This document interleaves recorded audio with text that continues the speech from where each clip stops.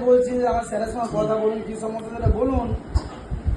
স্যারকে সমস্যা বলি, স্যার কি বলছে ডাইরেক্ট গাড়ি চালা দিয়ে দেন। স্যার কি বলছে সেটা বলুন। সমস্যার কথা বলছি, বলেন স্যার। হ্যালো, হ্যাঁ বলুন।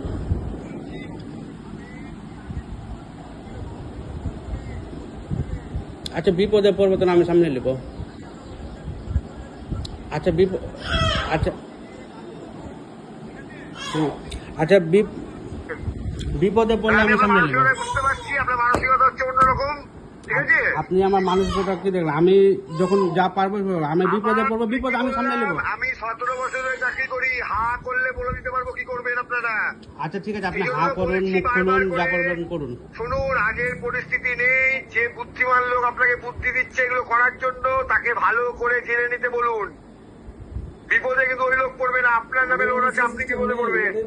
আচ্ছা বিপদে আমি পড়বো। ফেল করছি বিপদে, আমি আপনার 3 থেকে 4 দিন সময় দিচ্ছি। আমি আপনার যদি অ্যারেস্ট ওয়ারেন্ট না বার করতে পারি তাহলে আমি যে চাকরি ছেড়ে দেবো আপনারা, বলুন। আচ্ছা ঠিক আছে, আপনি বার করবেন তো করুন, বাকিটা তাহলে আমি দেখছি, আমি immediate আমার মতন করে টাকা- দেখে নিচ্ছি, আপনি আপনার মতন করে দেখুন, আমি আমার মতন করে দেখছি। তাহলে কোনো অসুবিধা নেই। আপনি হয় গাড়ি জমা করে, আপনি টাকা দিতে পারছেন না, আপনি স্বেচ্ছায় গাড়ি জমা করে দিন, কোনো অসুবিধা নেই আমাদের। তখন আপনার কোম্পানি কোর্টে আমি নোটিশ বলছি তো, পাঠাবে, আপনি আমি কোর্টে এসে আমার শুনুন, পরিস্থিতি তখন আপনি খারাপ, উকিল আমি নিয়ে কোর্টের এসে- থ্রুতে আমি লড়ছি, আমি কোর্টে গিয়েছি, আমি আপিল করে এসেছি। কোনো কোর্ট নেই এখানে, তাহলে আপনি কোর্টে গিয়ে